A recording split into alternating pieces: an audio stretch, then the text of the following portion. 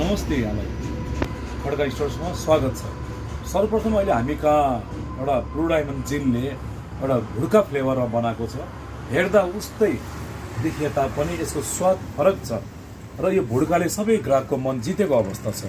यो हेर्नुहोस्, Bhudka, blue diamond Bhudka हैन, यो ब्लू डायमन्ड भुड्का जसले एकचोटि खानुहुन्छ, एउटा यो मदिरा जसले सेवन गर्नुहुन्छ, एउटा भुड्का जसले सेवन गर्नुहुन्छ, उहाँले एकचोटि यो ब्लू डायमन्ड भुड्का खाएपछि एउटा भिन्न प्रकारको स्वाद पाउनुहुन्छ। र अहिले यो कुरालाई मध्यनजर गरेर कम्पनीले यो ब्लू डायमन्ड भुड्कामा चाहिँ एउटा जग दिएको अवस्था छ र यो कस्टमरलाई चाहिँ एउटा जग दिएर एउटा सुरुवाती एउटा ह्याप्पी बनाएको अवस्था छ। एउटा buy one get one free jug र एकचोटि यहाँ कस्टमरहरू उहाँ एकचोटि बहिनीलाई पनि देखाउनु होला र एकचोटि हजुरले पनि यो स्वाद लिनु होला।